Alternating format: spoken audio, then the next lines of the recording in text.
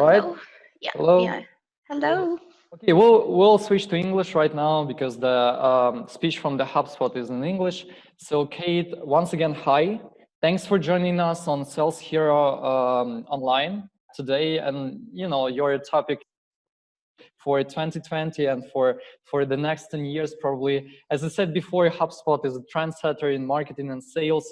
You have the huge content generation, and you have a brilliant solution in CRM system. So that's your time to shine now. Interact with our audience however you want. We'll have the Q&A block in the end of your speech. So I'll just collect questions and then ask them like one by one. Okay, right? cool. Yeah. So as I understand, people can type in chat their questions as well. Yes, they do. Okay, cool. So let me share my screen, guys. All right, so I'm not sure if I will be able to even see your comments, to be honest. Let me just kind of Q&A. I will check it sometimes. Okay. So, so guys, it's really nice to have you here. I don't know why you're here. You should be selling, no? So basically, the kind of topic for today is data-driven sales. So just a quick of a background and introduction to me. So my name is Katya. I work as a senior account executive at HubSpot, and I work with B2B businesses. I work with Central Eastern Europe. So I joined HubSpot last February, and this year in April, I was promoted to the senior role. So before HubSpot, I was working a little bit with B2C, but mainly my expertise is mainly B2B. So I was kind of selling to businesses all the time. And if you can imagine selling a CRM, it means that I'm kind of consulting the businesses because the CRM can kind of address a lot of different goals like marketing, sales, service, and all this kind of stuff. So today, I will mainly talk to you about what we'll cover is how people actually buy today. So that's an interesting kind of insight on how the buyer behavior has been changed. Then I have an interesting interactive session about sales rep routine. So I wanted to show you guys how here sales reps work at HubSpot. How do we sell? And as you imagine, HubSpot is $10 billion organization. We have around 800 sales reps. So that's a huge sales org, right? So kind of to give you an insight how the sales revenue machine works and how do we sell and how we structure our process. And then I will kind of address how to build that predictable, scalable revenue growth. So I'm really curious who are at the call today, but I hope there are some business owners, managers of the sales org. And that will be very interesting for a person who is trying to sell abroad, who is trying to sell to the overseas market. So if you guys have any product or service, that will be interesting for you. If you're trying to beat your competition, you're trying to sell to US, Europe, and if we speak about Ukrainian market, that's a lot of IT outsource. So people, if you are here, that will be really interesting for you to learn. So I don't know if you can just type in chat or somewhere, what are you guys, what market you are selling to? Okay, yes, we can, whatever. Okay, so if you're selling to abroad, if you're selling a product or service, that's, you kind of need to spend an hour today.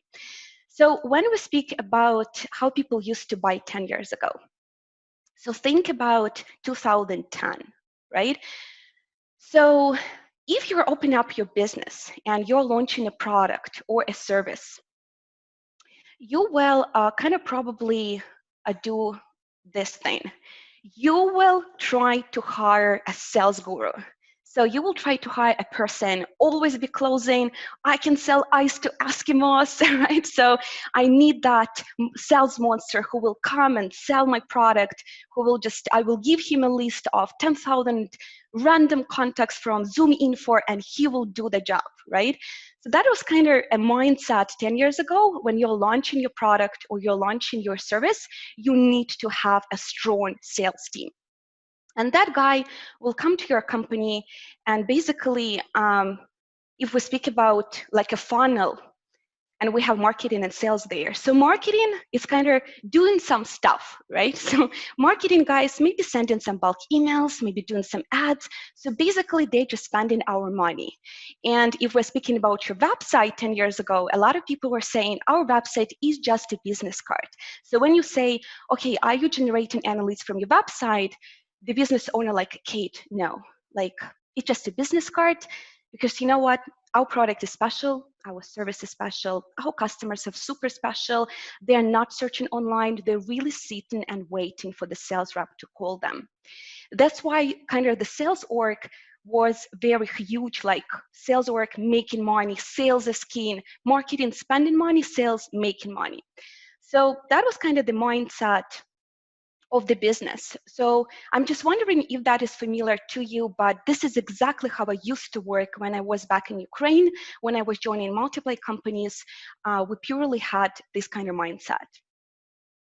And the sales strategy would be just this, spray and pray, as I call it, right? So you have this huge list, you read this kind of always be closing books, negotiation techniques, how to persuade, and you're just calling those people and just let's have a meeting. We have a super product. Let's have a meeting. I will sell to you. You have a problem. You don't even know, but you do have a problem, and we can solve that problem. So that was a strategy.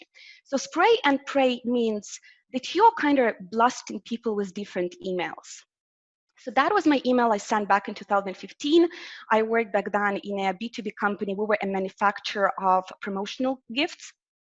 And when I was a sales rep, that was my kind of first job in B2B. So my boss back then told to me like, Kate, we want to sell to companies like Tesla. We want to sell to companies like, I don't know, like big brands. So do your job, right? So me as a sales rep, I kind of said, okay, so I was working with those lists. I was sending out those emails. Guys, let's be honest. Spray and pray approach brings results only when you kind of do that a lot. So the more emails you're sending, the more responses you're getting. The more calls you're doing, the more kind of meetings you can successfully book. This is the only true. If you are kind of looking how to if you're thinking like my cold email, should it have like 4 sentences or 5 sentences? Let's work on the script. Maybe the script doesn't work. That's all kind of wasted, because the more you do, the more you get. And back then, being a sales rep in that kind of organization, I was calling like crazy. So I made like 100 calls per day. I came to office at 8. I was leaving office at 10. So I was leaving at basically at my work, and my boss loved that. So my boss said like, Kate is our talent. She's doing a great job. And I did close some deals. I did close Oracle, EPAM, big brands, right? But that was not something because of my talent. I just did a lot of stuff. That's it. It's not because I had this magical script, or I was just, I don't know, super really talented. That's all not true. Like, it's not about talent, it's about how hardworking you are. And the main disadvantage and the main pain with that approach, you never know what will happen, because that's purely based on luck. You cannot predict your forecasting. You cannot really know what will happen next month, who will reply to your magical email next month. So it's really hard to predict. It's really hard to organize a sales org that will consistently bring money to your business. And another pain in companies like this, not everyone kind of ready to leave at work. You know, so usually in such companies you have 2 sales monsters and all the rest, right? So, and you're always hunting for those best sales reps. You are really ready to pay lots of money to them, and those people, they are like have all the power. So they can bring you ultimatums like, I need better salary because I'm doing the most money in this org. So those people like really can actually ruin your business. What happened is your sales guru just left the company. What you will do with that rust, you know? So basically the idea here, the spray and pray approach, it works sometimes. Why it works? Because it's purely based on luck, and it's purely based how much efforts you put into that. Can you predict your success? No. Can you forecast like what you will make in 6 months? No. So the way people buy has changed, and that's what I see at HubSpot. That's what I see when I'm speaking to companies. So imagine I'm working with manufacturer, IT outsource, with software vendors who are selling their product. I speak to those business owners, and this is like kind of the new reality. And a lot of those business owners just stuck in that mindset that was relevant 10 years ago. They just stuck, and they're saying, Kate, my sales reps don't sell. Can you come and train my sales rep? And even if I come and train your sales rep, like, I don't think I will bring you results, because you don't have a process. You're not buying how people want to, you're not selling how people want to buy. So think about how people buy now. Think about how you buy now. If you need a product or a service, what are you doing? Google. That's kind of the short answer to all the questions. If you need something, you go and Google. And the reality is 89% of people do their research online before they're speaking to the sales rep. This is the reality that you need to accept, think over, and build up your strategy to kind of align with that new trend, right? So if you want to sell your product or service to the global market and your website is just a business card, you will fail. No matter how many sales gurus you hired, no matter how many emails they are blasting every day, you will fail. Because your competitors, people who have established business out there for many years, they have an established brand, they have a very strong online presence. So you're losing those people at the very beginning when they just go and Google, because they will never find you, but they will always find your competitors. So this is kind of how it has been changed. I'm wondering if you, a lot of people are saying again, we're different, our product is different. Like, look at your revenue stream, yeah, and look how much money you make, and then go and search for how much money your competitors make, and then go to their website, and then kind of do a quick research what these guys are doing. So you're selling kind of the same product or the same service. Why they're doing better? Just analyze that. It's not because their sales reps are stronger. That's because they are playing smarter right now.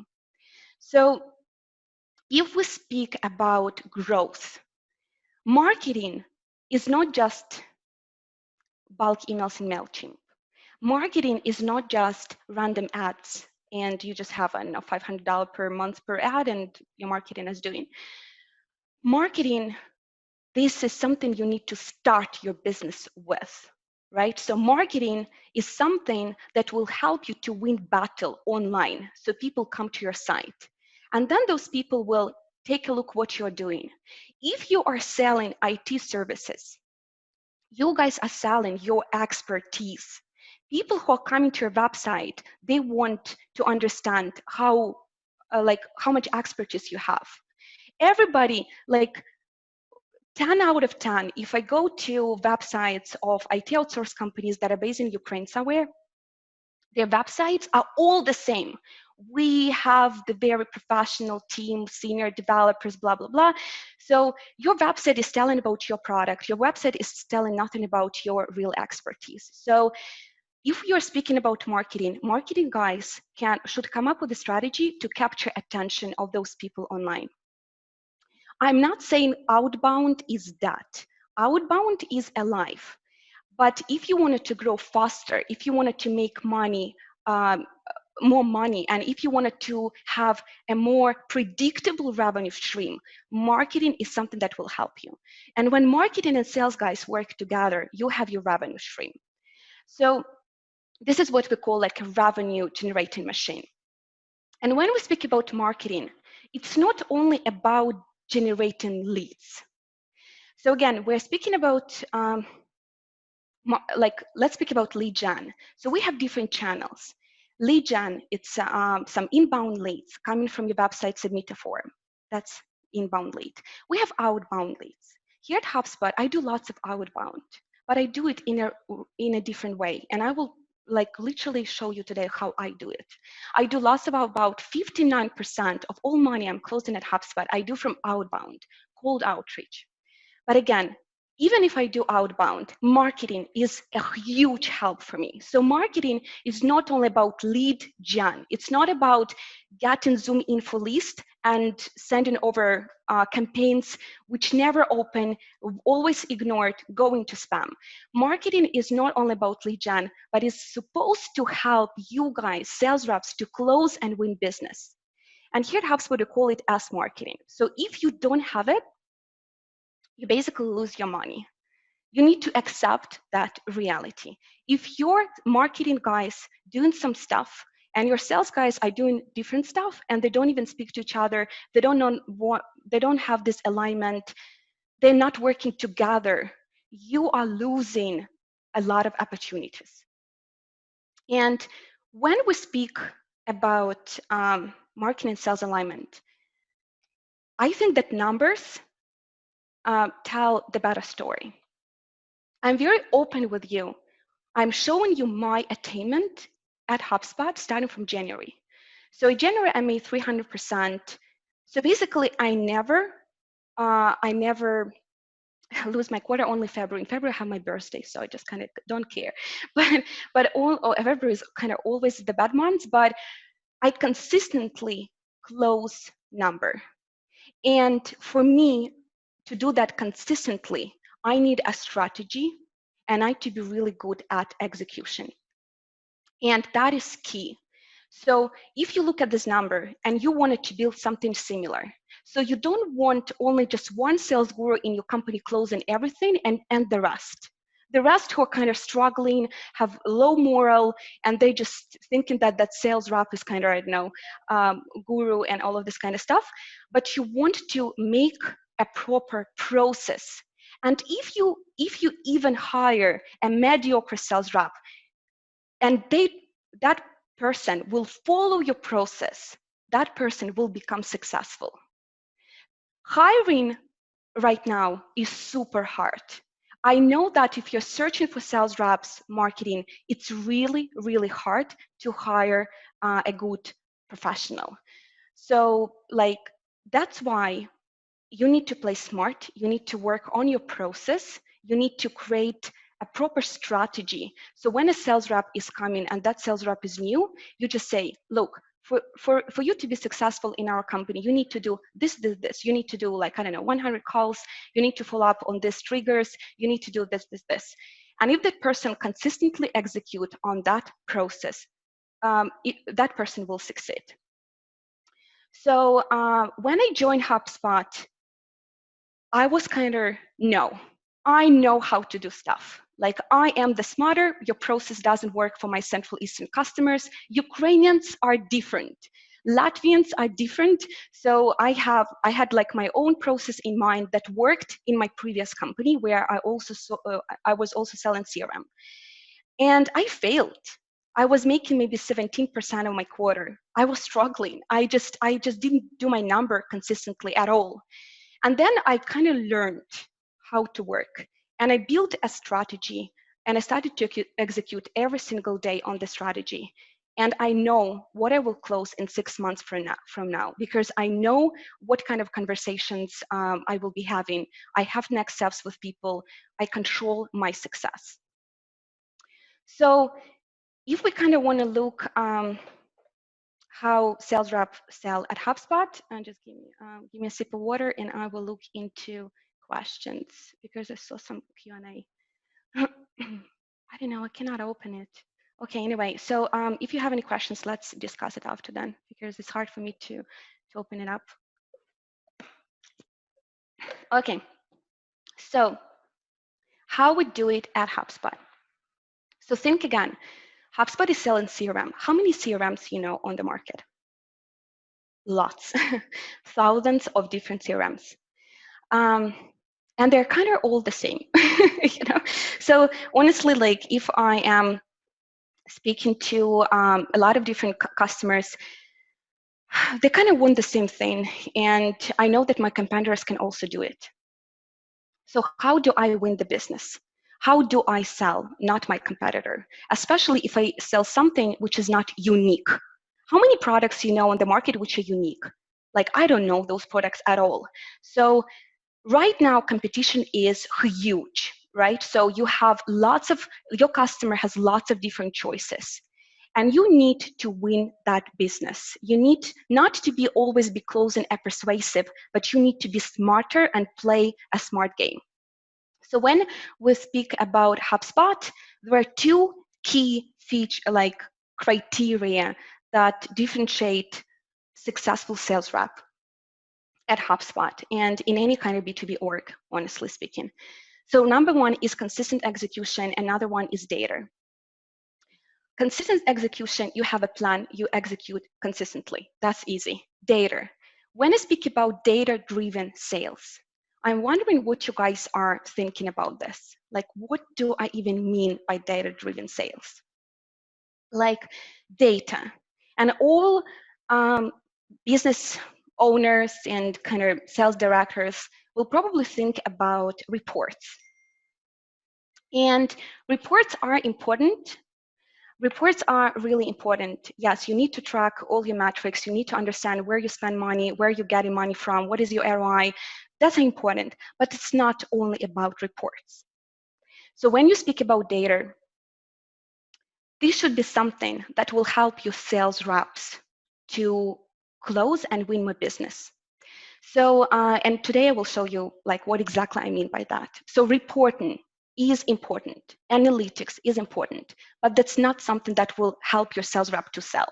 If I know how many calls I make, how it is helping me, I don't care about that, me as a sales rep. I just need to close my business and I just need to understand how I can reach out and how I can kind of structure my process. So consistent execution. And here I will kind of jump into my day at HubSpot. So when we speak about consistent execution, if you look at my calendar, you will notice there are certain blocks that are kind of repeatable.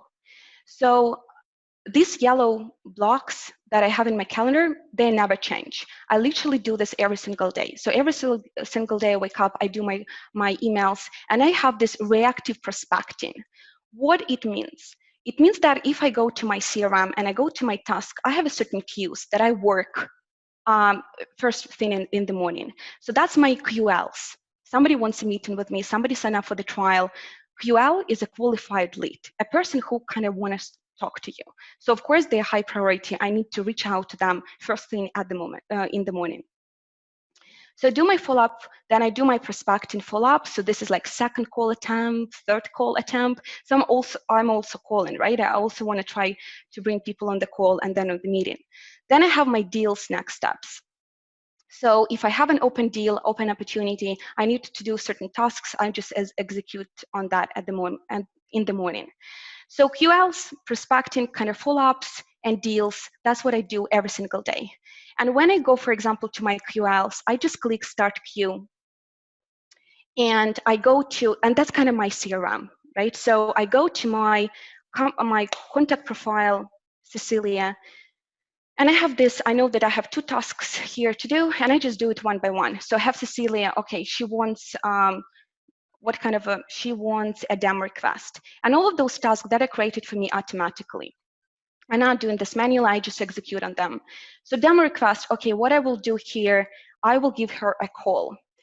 And interesting thing here, that I have data. So again, think about your marketing. That your marketing people do some stuff on your website. They may be launching some webinars if they're good marketers. They may be kind of doing some case studies for you. So there are probably on your website, there should be certain materials, something that people can look at. And me as a sales rep, I have this data. So for example, I see that Cecilia, she was looking at the report, textile manufacturing. So I will give her a call and say, Cecilia, look, you were looking into textile manufacturing. I actually made a quick research. We're working with customers like that, this, a name. Or, look, Cecilia, actually, when I speak to companies from manufacture, they usually struggle with this. This is exactly what HubSpot helps. What is your challenge? What are you trying to solve? Let's talk. So when I have this data, I'm not just calling and saying, hello, Cecilia, Katya from HubSpot. We are a CRM vendor, global company, blah, blah, blah. And I just see that you probably by mistake click on demo. Any interest? Do you want to talk to me? So can you feel the difference? So when you have a data, you can give a call and capture that attention of the person straight away. The person will feel like you know something, and the person will feel like they kind of need to talk to you, right? So this is exactly how marketing helps sales. So marketing is creating certain materials. You have that visibility, you know what people do on your website, and you use this data for your outreach. So basically, I kind of do certain tasks, and again, if I work with my CRM, I'm, for example, a new sales rep, I need to give a call. We have these playbooks. So basically just if I need to do a call, I go to call script. Here I have my call script. I just click what I need to ask. So CRM also helps me to sell. So I have data, so I understand, okay, if I give a call to her, what should I speak about? Like, who is she? What she was looking at the website. So I'm thinking like, what will be my message when I'm calling or when I'm writing an email? That is number one. Number two, if I just new sales rep or I forgot how to do something, I literally have all of those scripts and tips right here. So I kind of do this for 1 hour. I do my outreach, I do my follow-ups, I look at my deals. After that, I have a certain target prospecting. What is target prospecting? So you guys, if you go to your CRM right now, I hope you have something, but like kind of if you look into CRM, we have lots of contacts. And the previous companies I worked for, and what I work for, my process looked like that. So I have, let's say, 100 new leads on my name, and I just give them a call one by one. Right? And my manager came to me and said, like, Kate, how many calls did you do? Like, how many conversations? My manager would look into the average time on the phone and all of this kind of stuff. This is a management stuff. I don't care about this. I just care about my work, what I need to do. And my manager said to me, okay, did you call Chris? And I will say, yes, I called him 100 times already. He just never picked up the phone. And what's going on with that Chris, nobody knew. So when you have, and this is how 90% of sales orgs work. So they have a list, they have a tasks that they need to call one by one. I'm wondering if you have the same, but probably yes. Like, how do you guys prioritize who to call first? Like, if you have this list of 100 cold leads, let's say, right? And you never talk to them, you don't have any follow-up, how do you know who to call first? Do you have this kind of really prioritization in the company, or you just do one by one? If you do one by one, you are missing out on a huge opportunities out there. What I mean by that, in HubSpot, we don't do this one by one. In HubSpot, if I go to my dashboard, and dashboards, this is like a management dashboard. They look at numbers. Me as a sales rep, I don't care about these numbers. Okay, my managers see how much money we closed, what is the meeting call. That's important, I know, but how it helps me, it doesn't, right? So I have my own sales dashboard, which I actually execute kind of all the time. I have this target account view of the world. I prioritize who should I call first. So think about, I get this notification, pricing page view. I know that Peter Oliver from Ideals Digitals, he looked at the pricing page this week. And if I looked at our previous communication, I see that we spoke in October and he told me, let's reconnect in September. And now tell me, please, will I wait till September or will I call him now? like I have this data, and that helps me to think about kind of divide cream from the rust and call to the cream first. And those notifications like pricing page views, we here at HubSpot and our customers who use in HubSpot, we have this data. So if I'm having my lunch and I have new pricing page view, I will quickly check who is looking at the pricing page, and I will give a call right away. And the person who is literally on your website right now will tell something like, how did you do that? So this is like how you can actually amaze at the very beginning and how you impress people with the way you communicate, the way you structure your day. So when we speak about this pricing pages view, we got this. And also, again, speaking about marketing, marketing does a lot of stuff. And for example, we see here that we got notifications. Let's say we have a new Salesforce CRM battle card. That's how it looks. So on our site, we have a page, Salesforce with this HubSpot. Salesforce is my competitor. Like they are strong, they have the strongest presence, and basically I compete with them all the time. So I know that marketers did that on the site. And when I clicked on that email, I will have a link to HubSpot contacts, which are on my name, who were looking at that page. And I will give you a really good example and kind of story that with that Peter who was on the pricing page, very similar. So like around during the pandemic, when that started in March, I had a conversation with a company and they told me, Kate, look, it's Corona. Let's speak, I don't know, in half a year. Let's reconnect somewhere in October. And I said, okay. So I created a task in my CRM, follow up in October. Okay, cool. My manager told me like, Kate, what's the next step with these guys? And I was like, we have a next step in October. And she's like, okay, good. So then in May, I got a notification that that guy was looking into this page. And I gave him a call right away and said, like, look, I just noticed that you were looking into Salesforce. Are you guys evaluating Salesforce? And he told me, yeah, we're actually at the final stages with Salesforce now. And I was like, no, don't sign a contract. Let's jump on a quick call. Let's discuss what, again, just reconnect and re-engage. So we had another demo. I had a lot of discussions, and we finally signed in May. And now think about this. If I didn't have this data and I didn't give him a call in May, do you think I had something to talk about in October? No. I would probably give him a call in October and he would say, Kate, we already bought Salesforce. You're a very nice sales rep. You're so nice. You did such a great job, but we just bought Salesforce.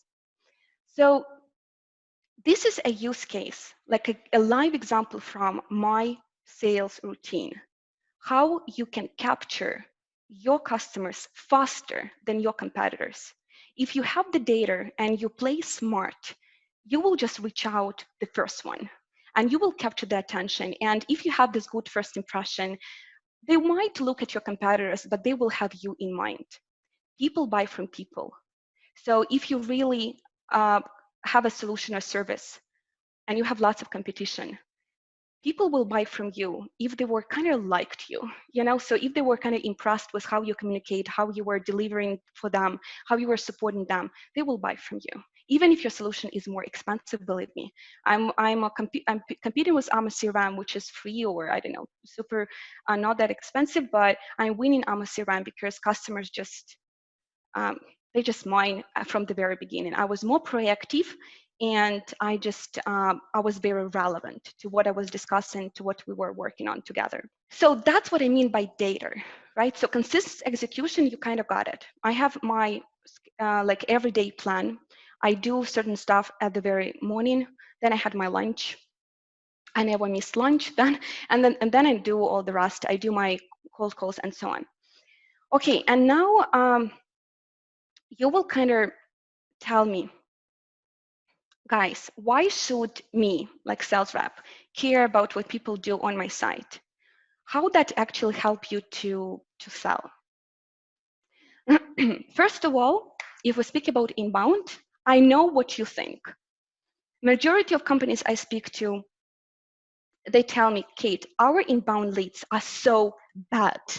Like all of those leads coming from our website, these are not people who want to speak to, and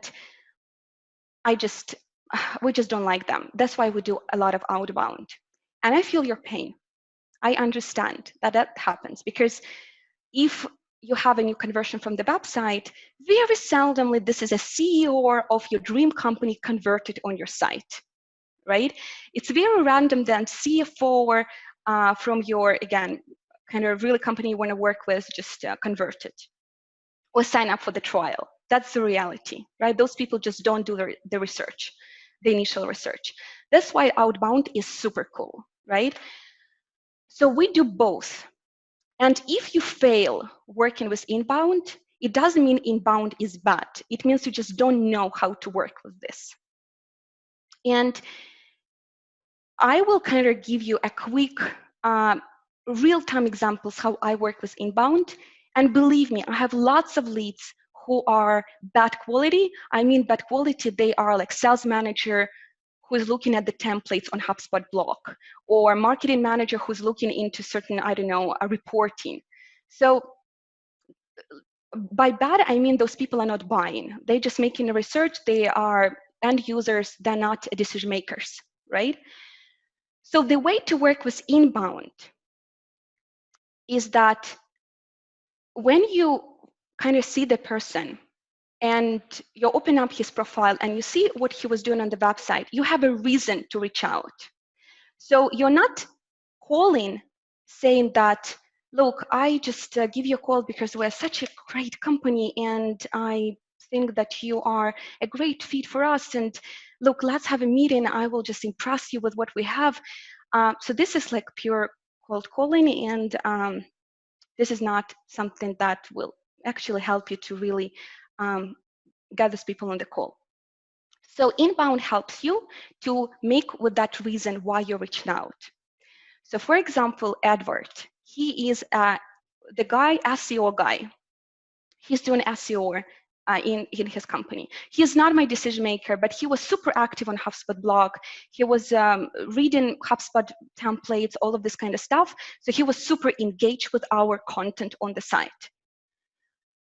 I didn't ignore that guy. I still gave him a call, but I was not selling anything to Edward. My main goal, speaking to Edward, winning him as a champion. So I came up with a use case, sent him over, and he was super excited. And then I gave him a call, and Edward told me everything I wanted to know about the company. He told me what tools they're using. He told me who is the decision maker, how many people working in the marketing team, how many in sales, everything I needed to know. I have everything from this guy, right? We are friends. I'm not selling anything. I'm just speaking to him, right? That's what you should do with inbound. If you're calling to a secretary and get her on the meeting, you are doing a bad job. But if you're calling to a person who is just your end user, a person who's not have a power of the decision, but he works in that company, so call him and ask him questions you want to know about that company. And data will help you to have this reason to reach out, okay? That will help you to be more valuable, more relevant when you call that person. So inbound will help you to grow your database. You will generate more leads. Out of those leads, 80% were you're not decision makers. That's reality. But if you work with those 80%, because somebody from Tesla could convert on our super cool content, but that will be a sales manager. I will call him and I will just be friends with him. And what I do next is this strategy, call low, then call high. So this is a different strategy to spray and pray, call low, and then call high. When I do my job and I wanted to reach out to decision makers, I sent 10 LinkedIn messages per day, 10. I got 3 meetings booked with decision makers. How cool is that? How I'm doing this, like why I managed to do this. Guys, just think about data. I'm giving you data. You saw what was my attainment. I'm doing 200% every month. That's what I'm doing. I call low, which means I call to a person who has no decision power to make a decision, but I got all the information I need. And then I go to the decision maker. And then I go to Svetoslav, who's the CEO. And I told him, like, look, Svetoslav, I saw you people were quite interested in SEO, or they were looking at our site. I know you have some problem with organic traffic to your site. I work with microfinance. Let's talk.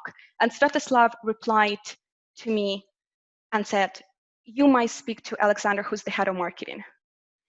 10 emails like this, 3 meetings booked. That was a deal I closed within a month. People were not even speaking. They were not even thinking about buying anything. They were happy with what they had. But I had a proper strategy in place to reach out to them. That's what I mean by call low. When you have inbound lead, somebody downloaded your ebook, please don't sell to that person. Give them a call just like an intro call, like you're calling to somebody, I don't know, like your friend gave you a number of his friend, and you just call like, look, you were looking at the site, just give me, like, just for me to better understand what you guys are doing, and like tell me about like your sales job.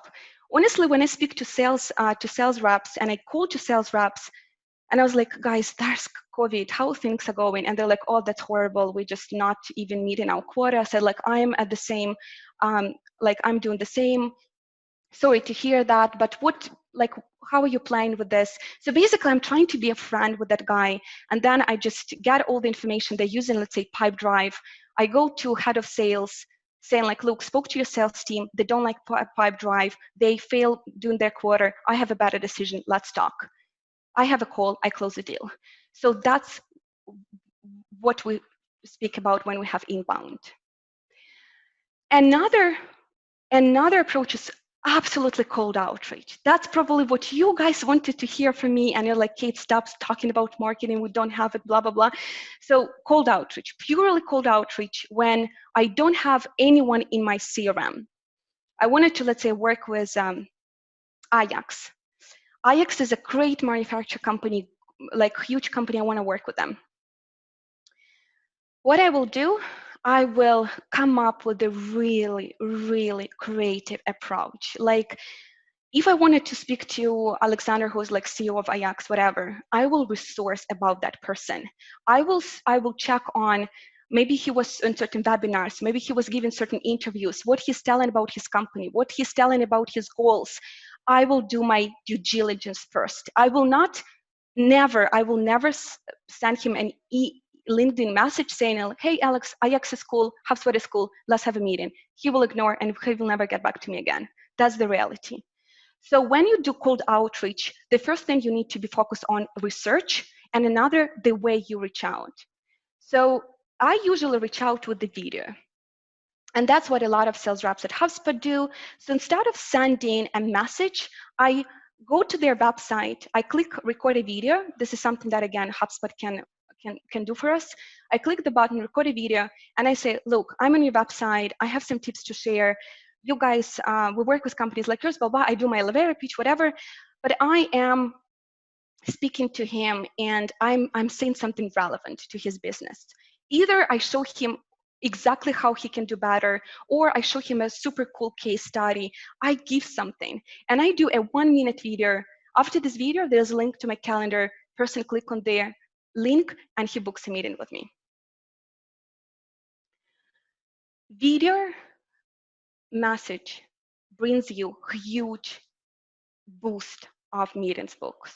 Like, if you don't do this, please do.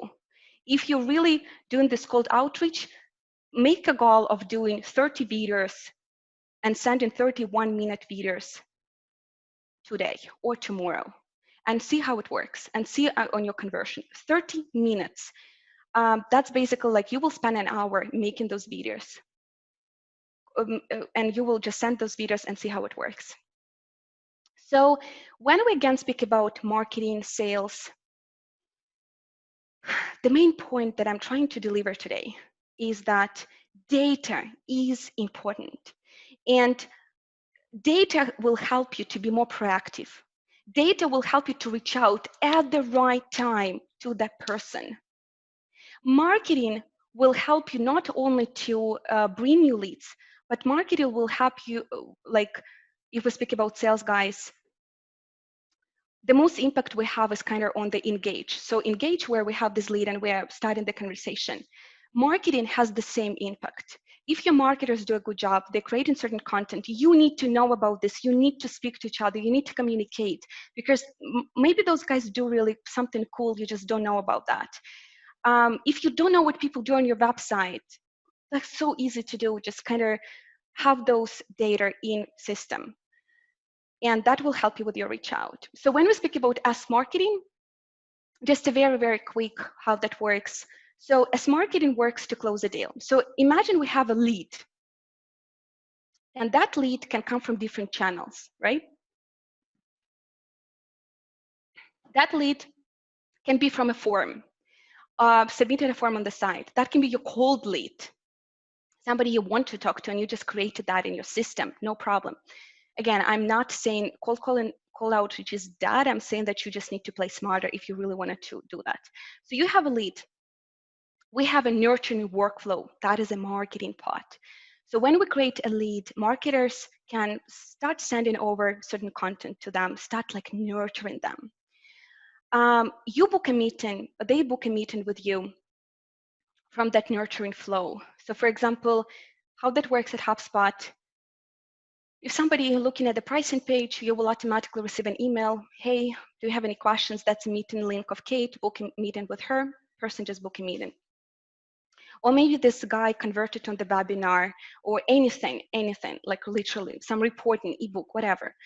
So then I see that, so I can jump on this lead when they book a meeting. So this is a QL, but I can also jump on this lead when they are at the nurturing flow. I have this data, and if this is a cool company, I will not wait until they do a QL. I will reach out to them now. How I do it? I will look what they're looking at the website. I will give them a call right away. If this is a good industry, a good position, I will give a call right away. So I have all of those leads on my name, and I just reach out to them. QLs first, as you saw, and then I have my target reach out, companies I really wanted to work with, and I see who were on the pricing page. I can see if some of them were clicking on marketing emails. So if they click on the marketing email yesterday, I will give him a call today because they probably kind of, will be not that, will be happy to hear from you, let's say. So book a meeting with the sales rep. After the meeting is booked, I have an intro call and I can share some content to add value to that conversation, some case study. And that is again, marketing job. These guys are doing this. Case studies, some industry specific report, something that I can help me to reach out to them with a reason. Because we always think about, you had a call with the customer and you kind of didn't have a proper next step. The customer told you that, look, give me a call in a couple of weeks. And he was like, what should I say when I give a call in a couple of weeks? So basically you can just come up what information you can share with them and reach out to them with a good reason, right? So that's marketing job, to create that information to help you with your reach out. Then I have a demo. Then after demo, my marketing can invite them for webinar. So my marketing is still working with that deals. We work in parallel. I do my sales job, marketing does their sales job, but we work together and I know what marketing is doing. And if the marketing is sending invite to a guy who is in my pipeline, I will know this. And I will know if that guy attended that webinar. If yes, I will give a call and ask, how was this? Because this is a relationship building. You're not just having call, first call, quote, demo, close. It's like ideal world. Sometimes you need to have a lot of multiple touch points, and marketing can help you do this. So then a contact can attend this webinar. I give a follow-up, as I said. And then at the end, I can share some reference from my customer. Something that, again, will help me kind of prove on my point, deliver the result here. Look, I really hope that resonates with you. I mean, if you're doing a lot of cold outreach and if you're struggling bringing people on call, guys, I was there. Like I was there in 2015, and then I was there in 2016 and 2017, whatever. I was there. I was really struggling to have this proper conversation. So when I was in my previous company, it was also B2B SaaS, and I have these deals in my pipeline, and my manager would have this pipeline review and say, okay, what's going on with Tesla deal? And I was like, I don't really know. Like, I did a demo and they told me that they will think about it. Or I did a demo and they told me that they will discuss this internally. And that's kind of it. And I will try to reach out to this guy with the following up. He ignores me and I don't know what's going on his head. I don't know what he is thinking about. So right now, if I go to a deal and after my demo call, if I see that they're not even checking the pricing page, I lost this immediately. I'm not hoping that he will buy, because I know that he had no interaction on the site after my demo. What's the point of keeping his in my pipe? I will close loss and I will go and hunt for someone who will buy. So I'm not spending money on something that I hope for the best. I know exactly what are the triggers that tell me that this guy will buy and this guy will not.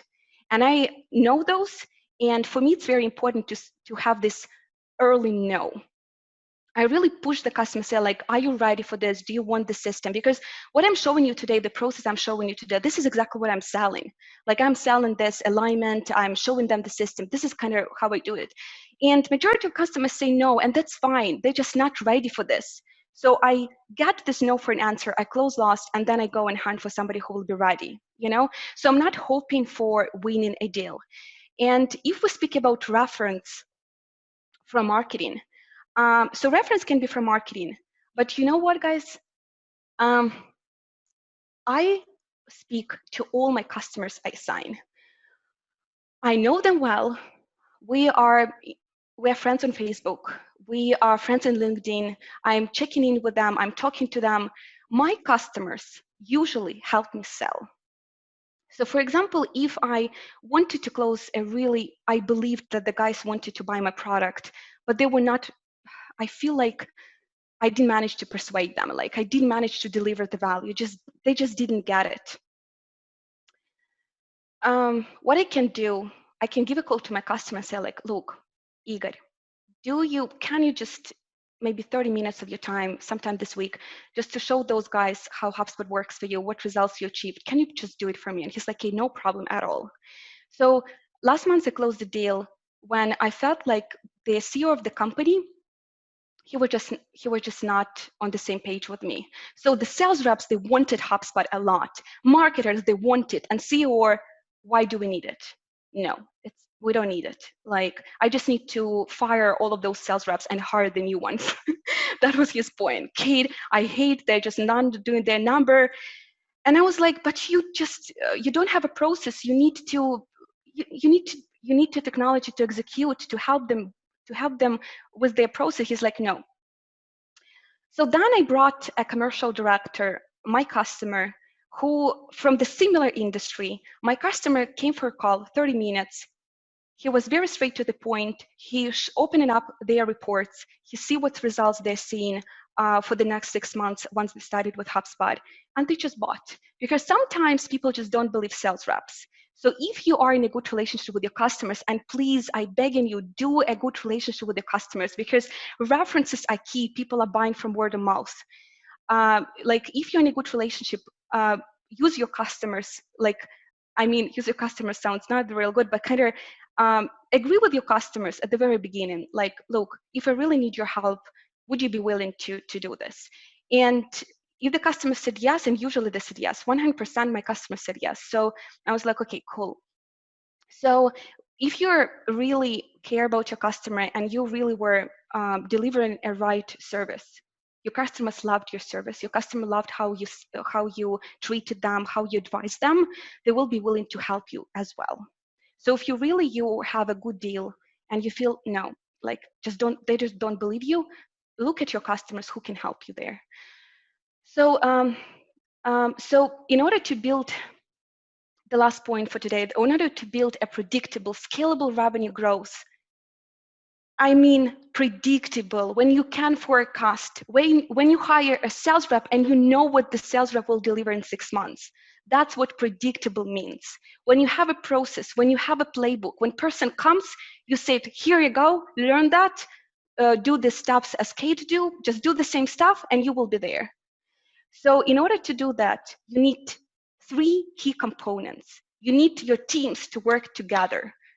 If you have marketers and you have no idea what they're doing, you as a sales rep, you are missing out on opportunities. You're losing your money because marketing can actually help you with this. So team alignment, tech stack. You cannot become a $1 million company in Excel. You cannot become a $1 million company using, I don't know, spreadsheets. Even that free CRMs, which is out there on the market, which probably do the same stuff, just reporting, pipeline management, it's all cool. It's not something that helps sales rep to sell, right? So buy a tech stack that will give you insight, that will help you to build the process and will help you to execute that. So execution is key. When you have the process, you have a certain KPIs and your sales rep is not doing, then you go and kind of speak to your sales rep. Like if I know I need to do 30 calls per day and I'm not closing my months well, and my manager saw I was not making my calls, she will question this, right? So if you have KPI and when you have a process, you can go to your sales rep and say that you are a bad sales rep if that sales rep is just not executing. You cannot go to your sales rep and demand something that the sales rep physically cannot deliver because no one listens to that cold outreach, hello, I'm a good company, let's talk. So before demanding something and before expecting good results from the whole of your team, you need to make sure that you have a process first because there is no talent in sales. I do a lot of good number. I'm not more talented than your sales rep or than you if you're a sales rep. I'm not the more talented that you. I just have data. I'm more proactive than you. And while you're waiting for your task to complete next week, I already give a call and close your business. That's what I do. Number 2, I execute consistently. I know what I need to do in order to become successful. And if we speak about results, that's what I hear from my customers. So instead of this approach, always be closing, you have this approach, deliver awesome client experience. I want Yuri to really send me those emails. Like, you're awesome. I'm not awesome. I just saw that you opened up my email, so I replied to you right away. It's not me. That's a tech stack that I'm using. That's a technology I'm having. So awesome client experience will give you more money rather than always be closing. That's a guarantee. And if you look at the results, just go to HubSpot case studies and look what those guys having as the results. Why? Because everything that I'm telling you today, here, this is what we do at HubSpot. We execute this, we build that technology, we sell the same methodology, the same best practices for the businesses. So once they have it, they see how their productivity doubled, reducing sales cycle, and so on.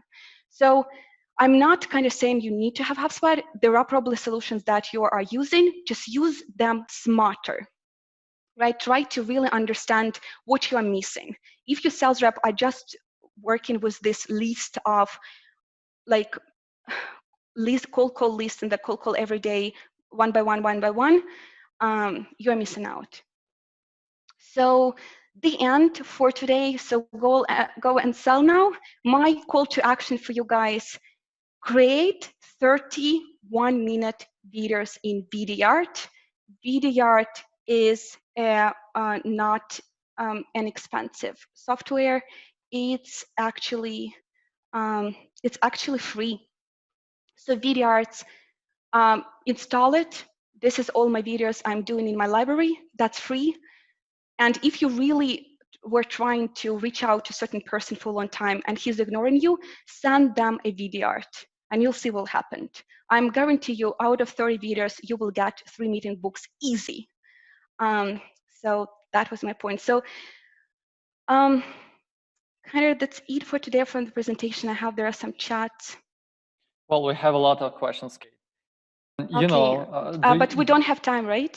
well, we'll have time. We made the communication that right now we are still on the main live stream. Here we will have the Q&A block, and if people want, they can jump to the behind the scenes link after the Q&A section, because we still need to work with these questions before we move into the behind the scenes. So let's start with the story. This is the story that happened with me 15 minutes ago. Do you remember our first call before the conference? And I said that people here are tend to just to sell, to push, to sell. It doesn't matter if I care about client, if I give enough value to the client, I just need to sell. I just need to earn money. And the problem is 15 minutes ago, the co-organizer of sales here online, he's the part of event community here, and they're like chatting in Telegram. And one girl asked the members of this community what they use as the ticket system. And our co-organizer replied as one system, the other guys replied with another system. So at the end of the day, this woman, she wrote them in private messages, hey, I know our system is better, go and buy our system.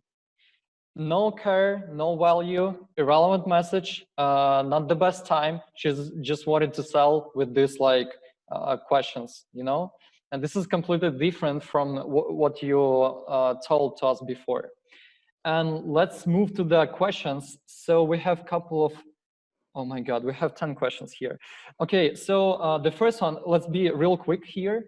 Have your numbers outbreak? What channel shows better outreach result now? Talking about HubSpot. Yeah. Oh, how about your COVID outbreak? No, we just as you saw, I was showing you my numbers, so you saw that last month I made 170% of my quarter. The months before. So what changed for me? We started to do better during COVID. The way why? Because during COVID, people were sitting at home and they were checking on the content on HubSpot website about how to sell in COVID. So we had lots of leads, and our main priority for COVID period were generate pipe. So basically, I was talking with lots of people. I was talking with those sales managers, marketing managers, who are just sitting with other technologies, and I was trying to really have a proper conversation, and that helped me. For example, I know that one company, I wanted to reach out to them like throughout a year. I was really giving them a call. They were ignoring me. Like a couple of months ago, I managed to speak to them, and I know that they have a solution. The renewal of this solution is in October. So now I have my next step to reach out in August and say, like, guys, you have a renewal. I know you have certain problems with this solution. Let's understand if we can deliver a better solution for you. So for HubSpot, we started to do better because we started to really see how inbound marketing works for us. People were more engaged with webinars, with content. We had lots of leads, and we were building our pipeline like crazy. So that was our approach. So people during COVID finally realized that their website is not generating leads, so they need to change that. So they came to us and said, like, Kate, I had field sales. Those guys cannot sell. What I can do? And with some of my customers, I had a guy, he was selling furniture. He was selling furniture. He had 40 stores in Italy and Bulgaria.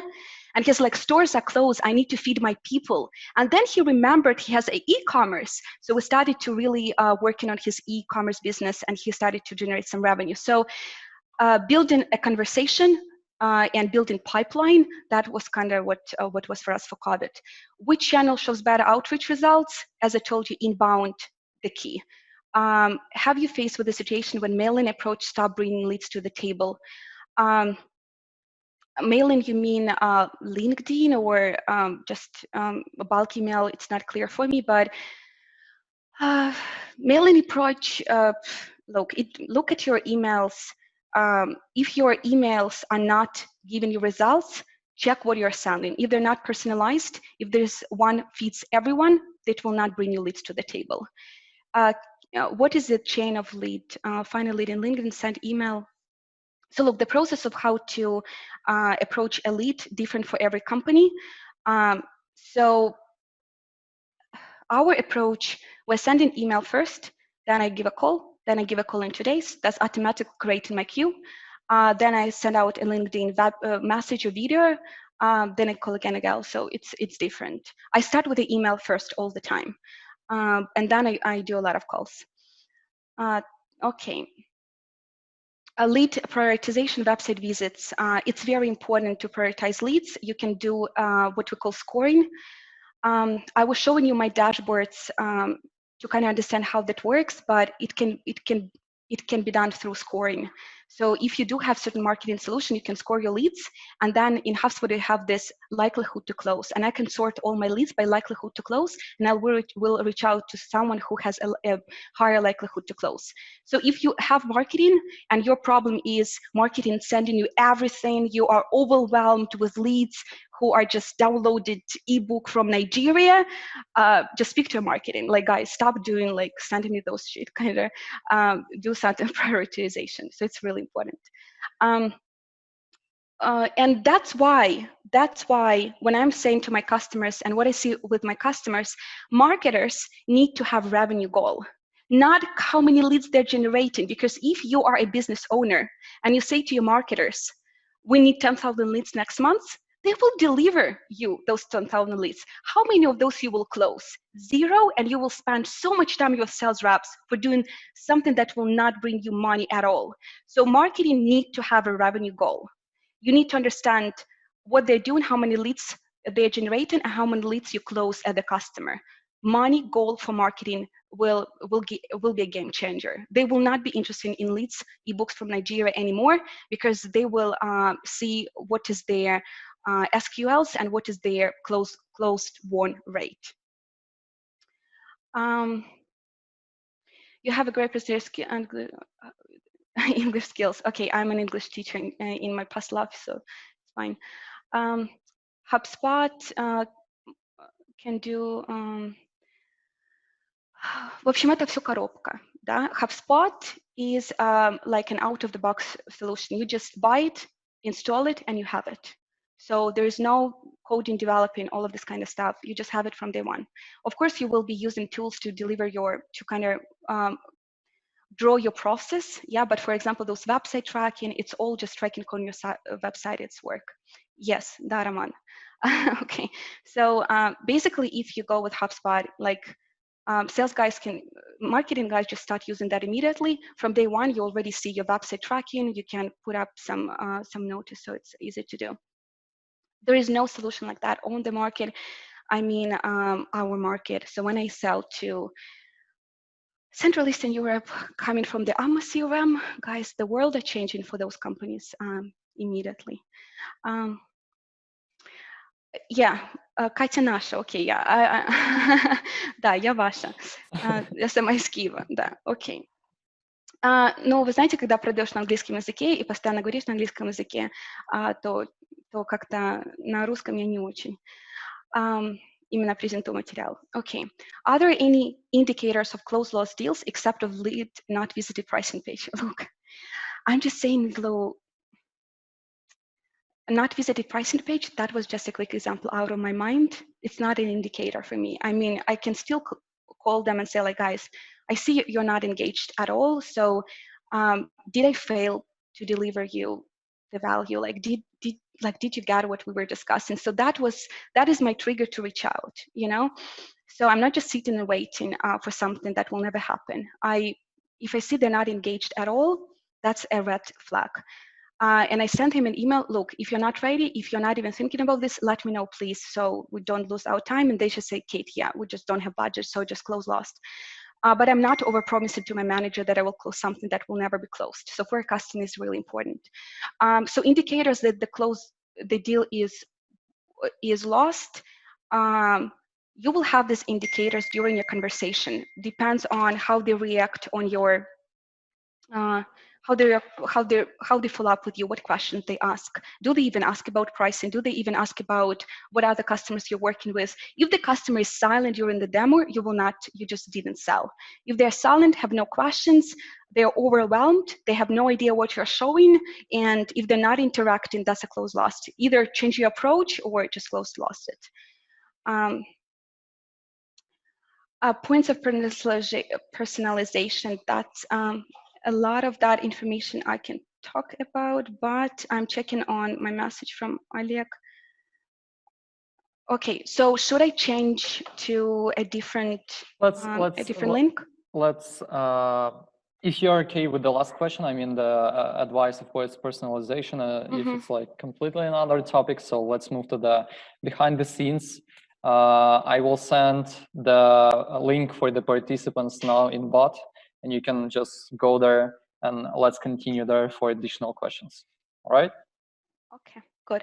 So I should go to a link. Yes. Right? Yes. Okay, cool. Yeah. Yeah. Thank you. Okay, guys. So anyone, I don't think that majority of you will join that. So I hope that I at least like 1-2 points you got from this presentation, like how you can do better and speak to your, like if you're a sales rep and you're struggling and your sales manager is telling you that you're doing a bad job, that's not your fault. Just tell to your managers that, look, let's take a look at our competitors, how those guys do. Because honestly, if you're doing cold outreach and you're competing with me, you will never win.